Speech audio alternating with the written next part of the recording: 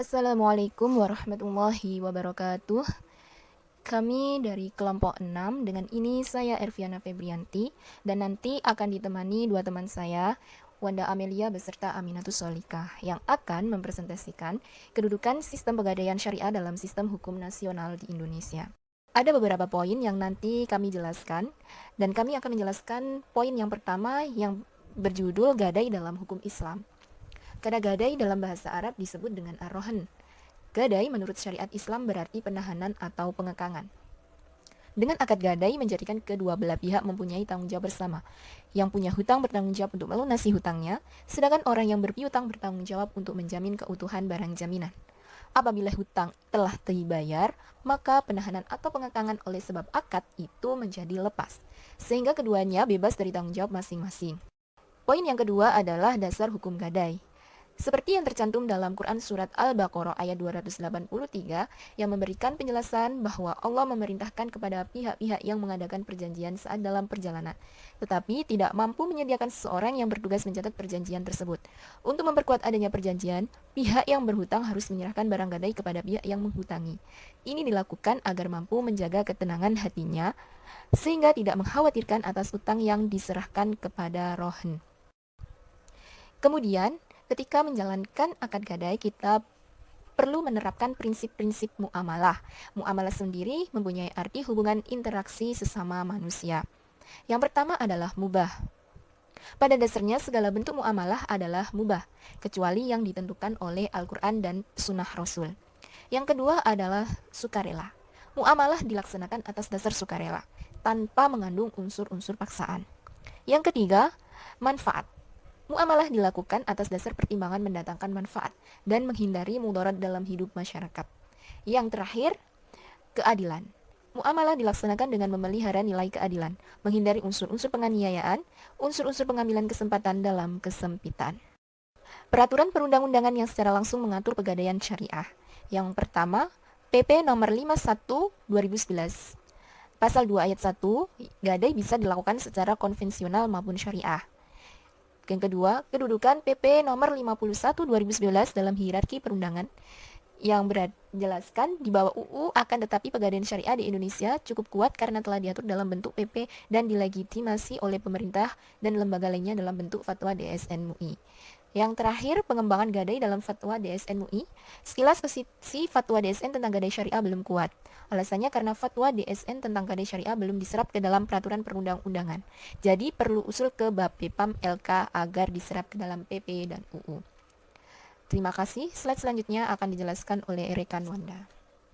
Baik, slide selanjutnya adalah peluang pengembangan pegadaian syariah dalam peraturan perundang-undangan lainnya, yaitu terdapat 11 peraturan perundang-undangan lain yang secara tidak langsung mengatur, tetapi memberi peluang bagi pengembangan pegadaian syariah di Indonesia.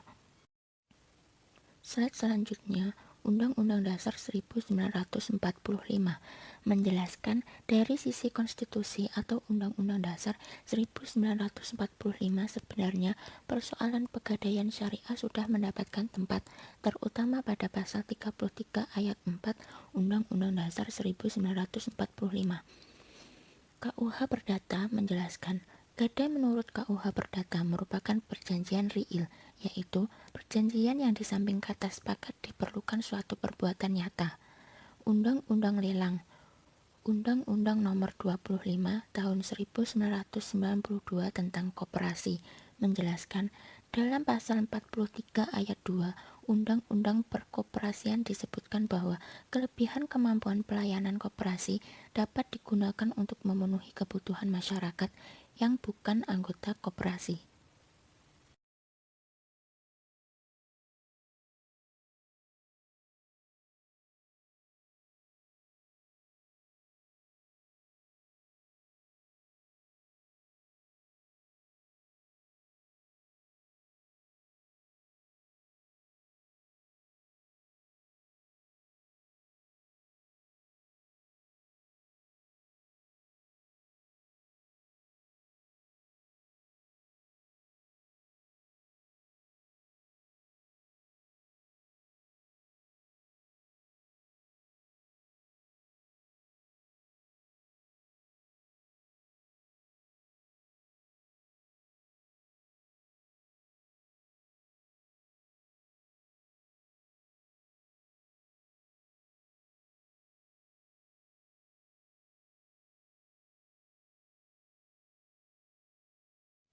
Undang-Undang Nomor 8 Tahun 1999 tentang Perlindungan Konsumen menjelaskan, Undang-Undang Perlindungan Konsumen dapat dijadikan sebagai solusi alternatif dalam memberikan perlindungan hukum terhadap konsumen jasa gadai. Undang-Undang Nomor 42 Tahun 1999 tentang Jaminan Fidusia menjelaskan, jaminan fidusia adalah hak jaminan atas benda bergerak maupun tidak bergerak, khususnya bangunan yang tidak dapat dibebani hak tanggungan sebagaimana dimaksud dalam Undang-Undang Nomor 4 Tahun 1996. Undang-Undang Nomor 5 Tahun 1999 tentang arti monopoli dan persaingan usaha tidak sehat menjelaskan, dengan adanya pengaturan yang jelas ini akan menciptakan iklim usaha gadai yang kondusif dan tujuan untuk membantu usaha kecil akan mudah terwujud. Undang-Undang Nomor 19 Tahun 2003 tentang Badan Usaha Milik Negara menjelaskan, Pasal 12 Undang-Undang 19 Tahun 2003 tentang Badan Usaha Milik Negara dinyatakan bahwa maksud dan tujuan pendirian Persero adalah untuk kemanfaatan umum berupa penyediaan barang atau jasa yang bermutu tinggi sekaligus mengejar keuntungan berdasarkan prinsip pengelolaan perusahaan yang tepat. Slide selanjutnya yaitu Undang-Undang Nomor 40 Tahun 2007 tentang Perseroan Terbatas menjelaskan pada pasal 1 yang dimaksud dengan perseroan terbatas adalah badan hukum yang merupakan persekutuan modal, didirikan berdasarkan perjanjian, melakukan kegiatan usaha dengan modal dasar yang seluruhnya terbagi dalam saham dan memenuhi persyaratan. Undang-Undang Nomor 20 Tahun 2008 tentang Usaha Mikro Kecil dan Menengah menjelaskan, gadai menurut KUH Perdata merupakan perjanjian real, yaitu perjanjian yang di samping kata sepakat diperlukan suatu perbuatan nyata. Undang-Undang Nomor 8 Tahun 2010 tentang Pencegahan dan Pemberantasan Tindak Pidana Pencucian Uang menjelaskan bagaimana diatur dalam pasal 1 angka 2. Dijelaskan bahwa jika terdapat indikasi transaksi tahun 2011 salah satu persoalan mendasar berkaitan dengan pengadilan syariah di Indonesia adalah belum adanya regulasi yang mengatur secara otonom atau Oke, di sini ada saya Aminatus Soliha. Di sini saya akan membahas sedikit tentang PPT yang saya buat, slide yang saya buat, yaitu ada Politik Hukum Indonesia tentang Pegadaian Syariah. Landasan penyusunan Undang-Undang Pegadaian Syariah. Pegadaian Syariah dalam Peraturan Pemerintah Nomor 51 Tahun 2011, salah satu persoalan mendasar berkaitan dengan pengadilan syariah di Indonesia adalah belum adanya regulasi yang mengatur secara otonom atas usaha tersebut. Oleh karena itu, pemerintah saat ini telah memberlakukan PP nomor 51 tahun 2011 tentang perubahan bentuk badan hukum perum pengadilan menjadi perusahaan perseroan. Dalam kurung Persero, PP nomor 51 tahun 2011 telah ditetapkan oleh Presiden Susilo Bambang Yudhoyono di Jakarta pada tanggal 13 Desember 2013. 2011 ya, maaf Rala. Dan di sini ada tata urut perundang-undangan dimaksud merujuk pada pasal 27 ayat 1 Undang-Undang Nomor 12 Tahun 2011 tentang pembentukan perundang-undangan sebagai berikut. Undang-Undang Dasar Negara Republik Indonesia tahun 1945. Yang kedua ada ketetapan Majelis Permusyawaratan Rakyat. Yang ketiga ada undang-undang atau peraturan pemerintah pengganti undang-undang. Yang keempat ada peraturan pemerintah. Kelima, peran peraturan daerah provinsi dan peraturan daerah kabupaten kota. Undang-Undang Nomor 12 Tahun 2011 tentang pembentukan peraturan perundang-undangan dikutip dari Lembaran Negara tahun 2011 Nomor 53 diakses pada tanggal 3 Mei tahun 2012.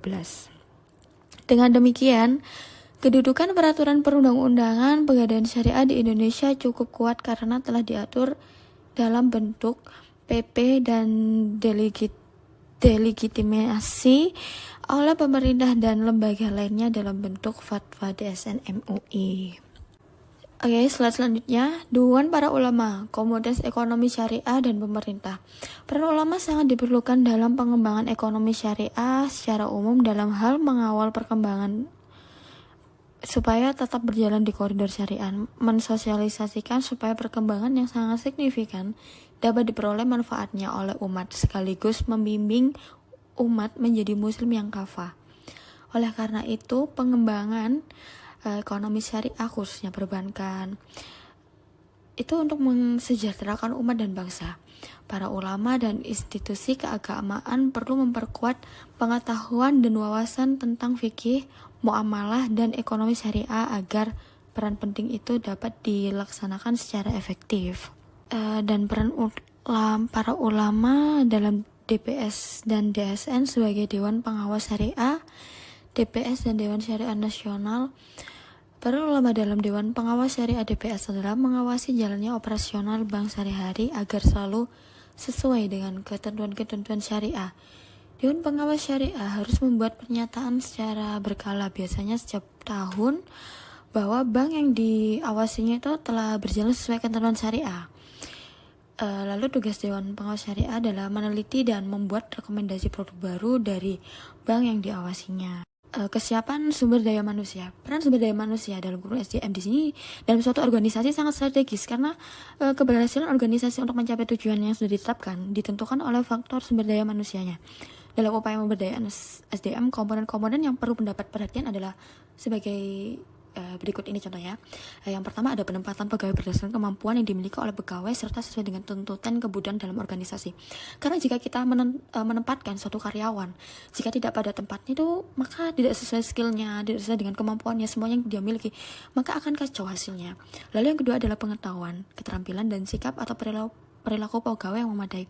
Kenapa kita semua butuh seperti itu? Karena kita sebelum menyeleksi pegawai karyawan tetap itu kita yang menentukan bagaimana aturan-aturannya ini masuk dalam kriteria perusahaan yang kita mau atau tidak, lolos tidaknya itu kan itu perusahaan sendiri itu yang menentukan. Lalu ada dukungan atasan terhadap pegawai. Dukungan atasan terhadap pegawai inilah yang biasanya seperti ini ya, kita kan nggak selalu mendukung kaum yang di atas, jadi kita kan harus menerima gitu saran dari pegawai kita itu tadi untuk kemajuan suatu organisasi ini. Yang keempat ada kepemimpinan, dimana jadi seorang pemimpin itu namanya juga leaders ya gitu. Jadi kan kita kan menjadi panutan. Jadi bagaimanapun suatu kesuksesan perusahaan itu ada di tangan seorang leader, bukan followers. Yang kelima ada motivasi. Motivasi ini datangnya tidak harus dari kepemimpinan. Motivasi itu datangnya dari sekitar. Jadi kalau misalnya kita mau memotivasi diri itu, kita melihat orang yang sudah bisa, kita melihat orang yang sudah berhasil. Jadi kurang lebih kita yang belum berhasil ini memotivasi diri kita, dalam kurung ini karyawan, untuk bagaimana caranya kita berhenti dan kita bisa menjadi leaders, bukan hanya sekedar menjadi followers. Lalu keenam ada kewenangan serta tanggung jawab yang jelas lah. Ini kewenangan adalah atasan itu tadi, leaders, dan serta tanggung jawab itu juga kurang lebih di sini leaders juga, tapi karyawan juga memegang peran penting di sini. Lalu yang ketujuh ada kepercayaan terhadap pegawai. Lembaga keuangan syariah seperti bank syariah dikelola dengan prinsip syariah. Nah, namanya juga judulnya syariah ya, jadi semuanya itu harus serba syariah. Dan konsepnya ini kurang lebih mengandung apa ya, seperti sesuai agama yang kita anut lah. Terus beberapa permasalahan yang menjadi kendala perkembangan lembaga keuangan syariah dan telah menjadi 7 isu strategis dalam pengembangan lembaga keuangan. Satu, masih kurang sangat konsisten visi dan koordinasi antara pemerintah dan perbankan. Yang kedua, proporsi industri dan individual bank yang masih kecil serta efisiensi yang rendah serta modal yang belum memadai. Yang ketiga, biaya dana yang tinggi mengakibatkan segmen pembiayaan yang seadanya. Yang keempat, kurang inovatif produk serta pelayanan yang belum sesuai dengan harapan masyarakat. Baik, sekian presentasi dari kelompok saya. Terima kasih sudah mendengarkan dengan baik. Syukron. Assalamualaikum warahmatullahi wabarakatuh.